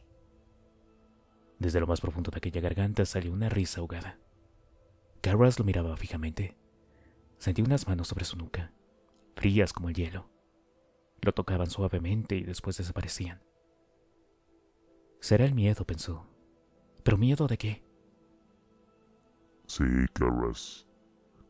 Te unirás a nuestra pequeña familia. Mira, el problema que hay con los signos de los cielos, querido, es que una vez los has visto ya no tiene uno perdón. ¿Te has dado cuenta de que pocos milagros se ven hoy en día? No es culpa nuestra, Carras. No nos culpes a nosotros. Nosotros lo intentamos. Carras volvió repentinamente la cabeza al oír un golpe estruendoso. Un cajón de la cómoda se había abierto y deslizado fuera, en toda su longitud. Sintió un pánico creciente al ver que de pronto se cerraba solo, de golpe. Ahí está. Pero la emoción se desprendió enseguida como un pedazo podrido de la corteza de un árbol. Psicoquinesis. Carras oyó risas y volvió a mirar a Regan. Es estupendo hablar contigo, Carras. Me siento libre, igual que un niño travieso. Extiendo mis grandes alas. De hecho, el que yo te diga esto solo contribuye a tu perdición. Mi querido e ignominioso doctor. ¿Tú hiciste eso? ¿Tú hiciste que el cajón de la cómoda se abriera hace un momento? El demonio no lo oía. Había echado una rápida mirada en dirección a la puerta, pues se oía el ruido de alguien que se acercaba rápidamente por el vestíbulo. Sus facciones se convirtieron en las de otra personalidad. ¡Bastardo uno! Aulló con la voz áspera de acento inglés. Entró. Entró Carl por la puerta, que se deslizó con la grabadora y la puso junto a la cama. Después rápidamente salió de la habitación. Lárgate de aquí, Hitler. Fuera de mi vista. Ve a visitar a tu hija de pies deformes. Llévale chucrut y heroína nazi. A ella le encanta. ¿Lo sabes a ella? Desapareció. Carl desapareció. Y entonces de pronto la cosa que había dentro de Regan se puso cordial y miró a Carras mientras éste preparaba la grabadora. La enchufaba y enrollaba la cinta. Vaya, vaya, ¿qué es lo que tienes ahí? ¿Vamos a grabar algo, padre? Qué divertido, a mí me fascinan estas cosas. Las amo con locura. Yo soy Damian Carras, dijo el sacerdote mientras preparaba la grabación. ¿Quién eres tú? ¿Estás averiguando mis antecedentes, imbécil? Es muy osado de tu parte, ¿no te parece? Yo hice de duende en una obra de teatro en la escuela. Miró a su alrededor. A propósito, ¿dónde hay algo para beber? Siento la garganta algo irritada.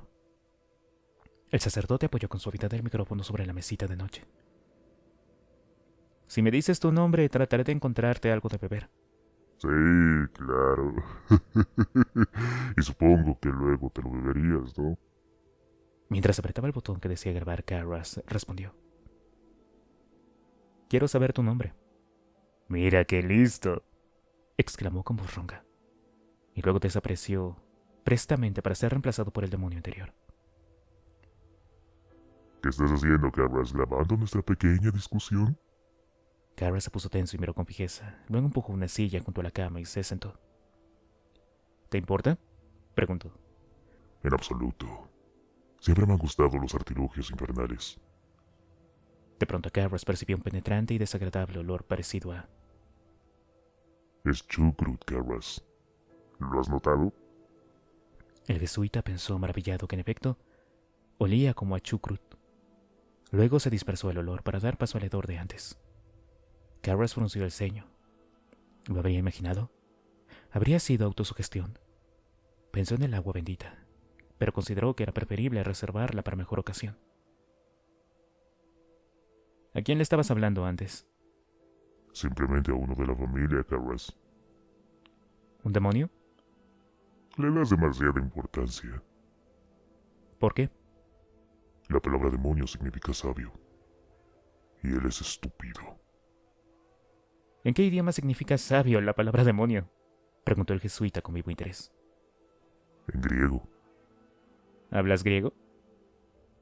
con bastante fluidez. Una de las señales, pensó Carras muy excitado. Habló una lengua desconocida. Era más de lo que hubiera podido esperar. ¿Poseknokkas hoti presbíteros eimi?, preguntó Carras rápidamente en griego clásico. Ahora no tengo ganas, Carras. Vaya, entonces puedo asimilar que no lo sabes. No tengo ganas. Desilusión. Carras meditó. ¿Eres tú el que hizo que el cajón de la cómoda se moviera?, preguntó. Desde luego. Muy impresionante. Carras hizo un gesto afirmativo con la cabeza. Verdaderamente, entonces, eres un demonio muy poderoso. Lo soy. Me pregunto si serías capaz de hacerlo de nuevo. A su tiempo. No, hazlo ahora. Me gustaría mucho verlo. A su tiempo. ¿Por qué no ahora? Debemos darte alguna razón para que dudes, ¿eh? Dijo con voz ronca. Alguna. Solo lo suficiente para asegurar el resultado final. Echó la cabeza hacia atrás con una risita maligna. Qué raro es atacar por medio de la verdad. ¡Qué placer! Unas manos heladas tocaban levemente su nuca. Carras miró con fijeza. ¿Por qué el miedo de nuevo? ¿Miedo? ¿Era miedo de verdad?, No, no es miedo. dijo el demonio. Ese era yo, Carras. Las manos dejaron de tocarlo. Carras frunció el ceño, sintiéndose asombrado de nuevo. Algo parecía ahogarlo. ¿Telepatía? ¿O estaría posesa? Averígualo ahora. ¿Puedes decirme en qué estoy pensando ahora? Tus pensamientos son demasiado aburridos para entretenerme en leerlos. Entonces no puedes leer mi mente. Puedes creer lo que te plazca. Ya lo haces, ¿no? ¿Intentar con el agua bendita ahora? Oyó el chirrido del mecanismo de la grabadora. No, sigue profundizando. Consigue más ejemplos del estilo de su lenguaje. Sabes, debo de admitir que, aunque le hagas daño a Regan, eres una persona fascinante, dijo Carras. Regan se rió burlona. Lo digo en serio. Me gustaría saber más acerca de ti. Por ejemplo, nunca me has dicho quién eres. Un diablo. Sí, ya lo sé, lo has repetido mucho, pero ¿qué diablo? ¿Cómo te llamas? Y hay en un nombre, Carras. No te preocupes por mi nombre. Llámame Howdy, si te parece más cómodo. Ah, sí, claro, el Capitán Howdy. El amigo de Regan, ¿no? Su amigo más íntimo. ¿De verdad? Claro que sí. Pero entonces, ¿por qué la atormentas? Porque soy su amigo. A la puta le gusta. ¿Le gusta? Le fascina. ¿Pero por qué? Pregúntaselo a ella. ¿La vas a permitir responder? Claro que no. Entonces, ¿qué sentido tiene que le pregunte? Ninguno. Los ojos del demonio lanzaban destellos de odio. ¿Quién es la persona con la que estuve hablando anteriormente? Eso ya lo preguntaste. Lo sé, pero nunca me diste una respuesta. Solo tu amigo de la dulce y querida puerca, estimado Carras. ¿Puedo hablar con él? No, está ocupado con tu madre. Emitió risitas suaves ahogadas. Mostrándose burlón, y Cabra sintió que desde lo más profundo lo iba ganando la ira. Un temblor de odio que el sacerdote reconoció asombrado. Que no iba dirigido contra Regan, sino contra el demonio. ¿El demonio? Por favor, ¿qué diablos te pasa, Carras? El jesuita consiguió mantener la calma en el posible. Respiró profundamente. Se puso de pie y se sacó del bolsillo el hisopo de agua bendita y lo destapó. ¿Qué es eso? ¿Qué, no lo sabes? Preguntó Carras, tapando a medias con su pulgar la boca del hisopo, mientras comenzaba a salpicar a Regan con su contenido. Es agua bendita. El diablo se encogió, se retorció mugiendo con terror y sufrimiento. ¡Ah! ¡Quema! ¡Quema! ¡Ya basta! ¡Basta! Inexpresivo, Carras dejó de rociarlo. Histeria y sugestión nada más. Leyó el libro, echó una mirada a la grabadora. ¿Para qué molestarse ya? Notó que había quedado en silencio. Miró a Regan, frunció las ceñas. ¿Qué es esto? ¿Qué está sucediendo? La personalidad diabólica se había evaporado. En su lagar había unas facciones parecidas y sin embargo diferentes. Tenía los ojos en blanco.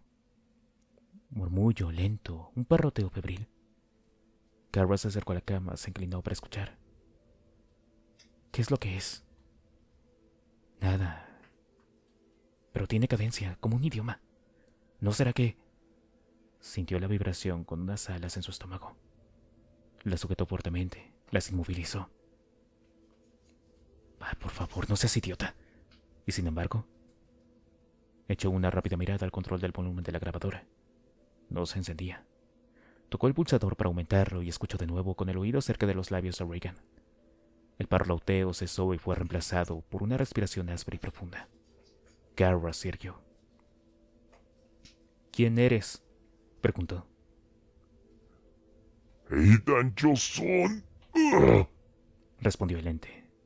Susurros dolorosos, sufriendo. Ojos en blanco, párpados que se agitan. ¡Aidan Johnson!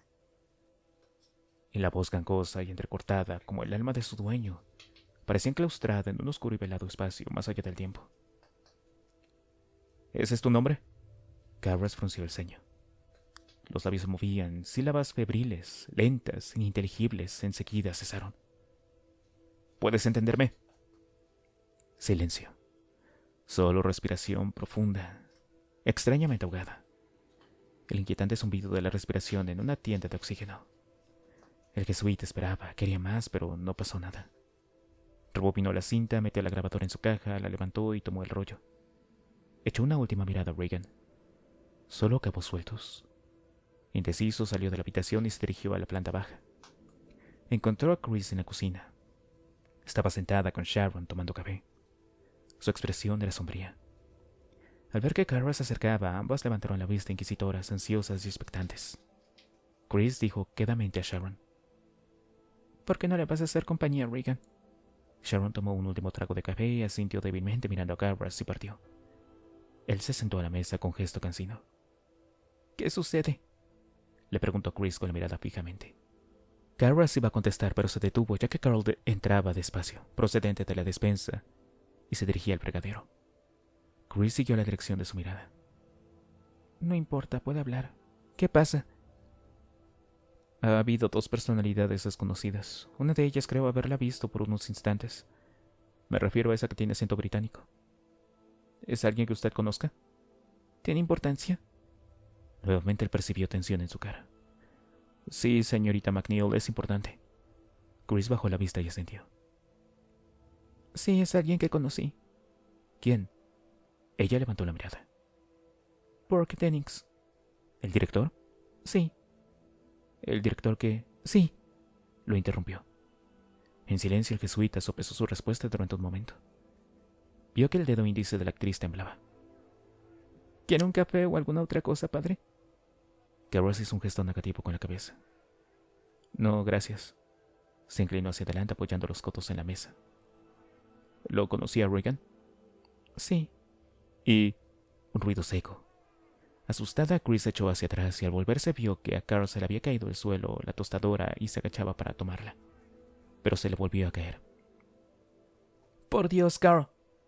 Lo siento, señora. Carl, vayas al cine o a cualquier otro lado. No podemos quedarnos todos enjaulados en esta casa. Se volvió hacia Carras, tomó un paquete de cigarros y lo arrojó con fuerza sobre la mesa al oír que Carl protestaba. No, yo... Carl, se lo digo en serio. Le espetó Chris nerviosa, levantando la voz pero sin volverse. Váyase de aquí. Salga de esta casa un rato. Todos vamos a tener que marcharnos poco a poco. Vamos, váyase. Sí, vete, añadió Willy como un eco, entrando y arrebatándole la tostadora de la mano. Irritada lo empujó hacia la despensa. Tras mirar brevemente a Chris y a Carras, Carl se fue. Lo lamento, padre, murmuró Chris disculpándose. Tomó un cigarrillo. Carl ha tenido que aguantar muchas cosas últimamente. Tiene usted razón, dijo Carras cariñosamente. Tomó los fósforos. Creo que todos deberían hacer un esfuerzo para salir de la casa.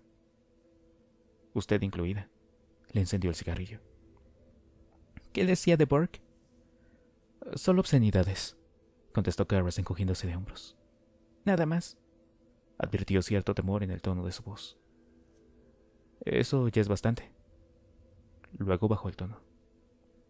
A propósito, ¿tiene Carl una hija? ¿Una hija? No que yo sepa, y si la tiene nunca me lo ha dicho. ¿Está segura? Willy estaba fregando los platos. Chris se volvió hacia ella. ¿Tienes alguna hija, Willy? Murió hace mucho tiempo, señora. Lo lamento. Chris se volvió hacia Carras. Es la primera vez que me lo dice. ¿Por qué lo pregunta? ¿Cómo lo ha sabido? Regan, ella lo mencionó, dijo Carras. Chris mantenía la mirada fija. ¿Nunca mostró signos telepáticos? Quiero decir antes de esto. Bueno, no lo sé, no estoy segura. He comprobado infinidad de veces que ella parece estar pensando lo mismo que yo. Pero no es corriente eso entre las personas que son muy unidas. Carras asintió. Respecto a la otra personalidad, ¿es la que surgió aquella vez durante la hipnosis? ¿Es la que habla en jerga? Sí. ¿Quién es? No sé. ¿No la conoce? No, en absoluto. Dígame, ¿ha pedido los informes médicos? Sí, los van a traer en la tarde. Se los mandan por avión directamente a usted. Sorbió el café. Ha sido la única forma de conseguirlo, y aún así tuve que gritar lo mío. Sí. Ya me imaginaba que iba a haber inconvenientes. Los hubo, pero los informes ya están en camino. Tomó otro sorbo de café. Bueno, ¿y qué hay del exorcismo, padre? Él bajó la vista y suspiró. No tengo muchas esperanzas de que pueda convencer al obispo. ¿Qué quiere decir con eso de que no tiene muchas esperanzas? Dejó en la mesa la taza de café y frunció el ceño ansiosamente. Él hurgó en su bolsillo. Extrajo el hisopo y se lo mostró. ¿Ve esto? Chris asintió. Le he dicho que era agua bendita, y cuando he empezado a rociarla ha reaccionado violentamente. ¿Qué quiere decirme? Pues no es agua bendita. Es agua del grifo, es agua simple. Pero puede ser que algunos demonios no conozcan la diferencia, ¿verdad? ¿Cree usted en serio que hay un demonio dentro de ella? Creo que hay algo que está tratando de matarla, padre Carras.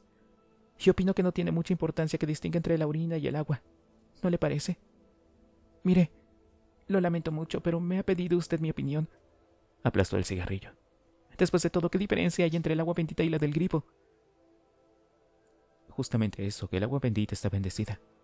Muy bien, pero ¿qué propone usted mientras tanto? ¿No va a ser un exorcismo? Mire, hace muy poco que he comenzado a profundizar en esto. Pero la iglesia tiene criterios que debemos considerar y ello, por una razón muy importante, y es evitar todas esas supersticiones que la gente no hace más que achacarle año tras año. ¿No quiere un poco de librium, padre? Lo lamento, pero ha sido usted la que me ha pedido mi opinión. Y me la ha dado. Buscó sus cigarrillos. Deme uno, dijo Chris Oscar. Le alargó el paquete y Chris tomó uno. Él se puso otro en la boca y encendió los dos. Expelieron el humo y se dejaron caer en sendas sillas junto a la mesa. Perdóneme, dijo él suavemente. Estos cigarrillos sin filtros lo van a matar. Carras jugueteaba con el paquete, arrugando el celofán. Estos son los signos que la iglesia puede aceptar. Uno es hablar en un idioma que el sujeto no conocía antes, que nunca había estudiado. Estoy trabajando en eso, con las cintas. Veremos lo que saco en limpio, ¿sí? Luego tenemos la clarividencia, aunque hoy puede anular la telepatía, ¿sabe? ¿Usted cree en eso? Frunció el ceño escéptica. Él la miró, se dio cuenta de que hablaba en serio. Y por último, la manifestación de poderes superiores a sus habilidades. Bueno, ¿y qué hay de esos golpes en la pared? Por sí mismos no significa nada. ¿Y los movimientos de la cama? No bastan. ¿Y esas cosas que le salieron en la piel? ¿Qué cosas? ¿No se lo he dicho? No, decirme qué. Pues fue a la clínica. Tenía, dijo señalando el pecho con el índice, como letras, le salían del pecho y luego desaparecían. Carras frunció el ceño. Letras. Palabras, ¿no? No, palabras. Palabras no. Solo una M. Una o dos veces, luego una L. ¿Y vio usted eso? Le preguntó. No, me lo han contado. ¿Quién? Los médicos de la clínica. Lo encontrará en el informe. No lo dudo. Pero eso también es un fenómeno natural. ¿En dónde? ¿En Transilvania? Chris dijo incrédula. Carros movió la cabeza. No, mire, he leído casos de este tipo en las revistas médicas. En uno de ellos, el psiquiatra de una prisión informaba que un paciente suyo podía ponerse en trance voluntariamente y lograr que aparecieran en su piel los signos del zodiaco. Con un gesto se señaló el pecho.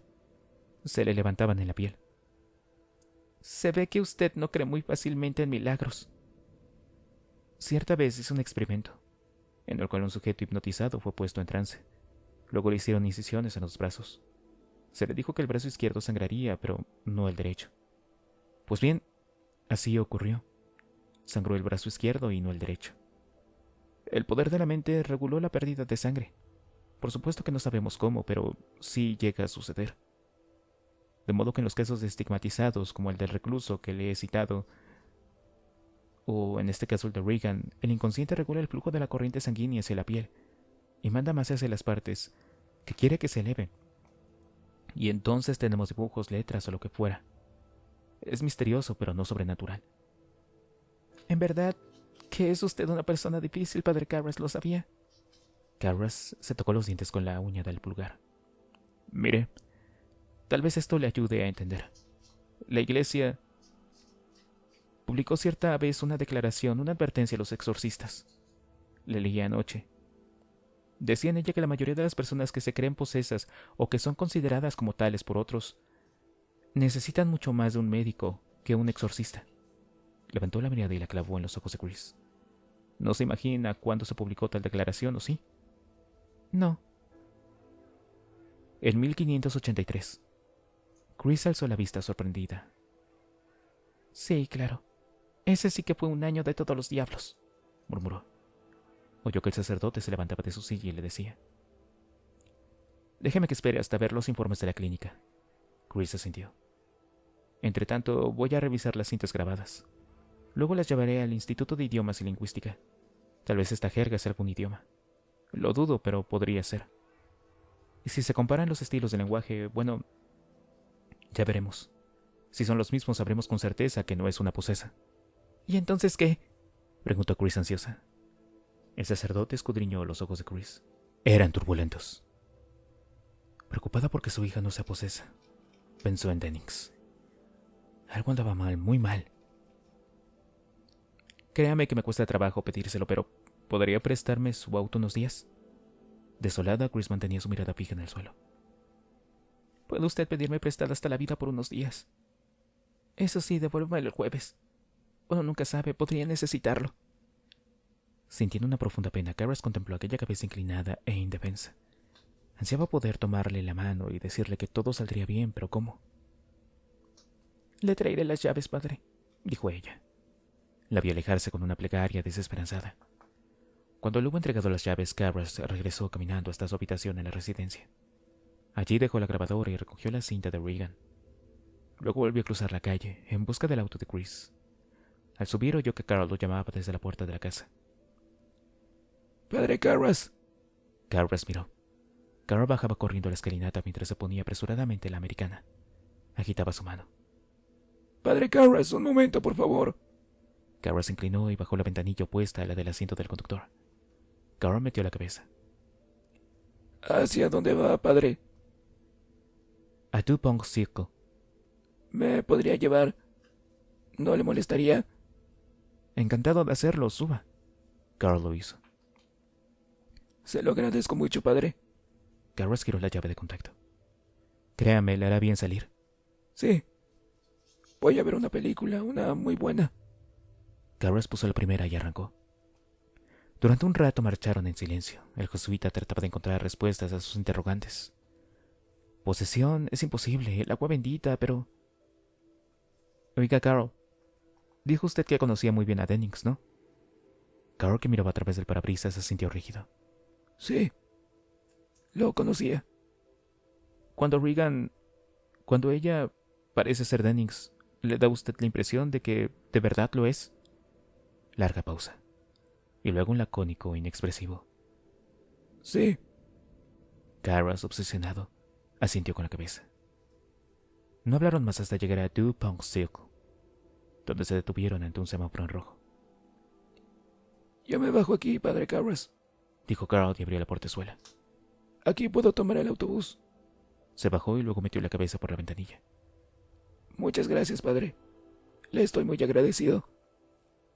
Se quedó parado en el andén de seguridad, en espera de que cambiara la luz. Sonrió y agitó una mano al sacerdote que se alejaba. Siguió con la vista fija en el auto hasta que desapareció en una curva a la entrada de Massachusetts Avenue. Luego corrió a tomar un autobús. Pidió un billete combinado, transbordó, luego sapió en la zona de departamentos al noreste de la ciudad, por donde caminó hasta llegar a un edificio de apartamentos semiderruidos en el que entró. Se detuvo al pie de una oscura escalera. Olía a comida barata, de alguna parte llegaba el llanto de un niño. Agachó la cabeza. Por el zócalo se deslizó rápidamente una cucaracha que cruzó la escalera con rítmicos movimientos. Se agarró al pasamanos, y durante unos momentos pareció titubear como si tratara de volverse. Pero al fin movió la cabeza y empezó a subir la escalera. Cada paso gimiente crujía como un reproche. Al llegar al primer piso se encaminó a una de las puertas de una lóbrega ala. Y por un momento se quedó allí con una mano apoyada en el marco. Miró la desconchada pared.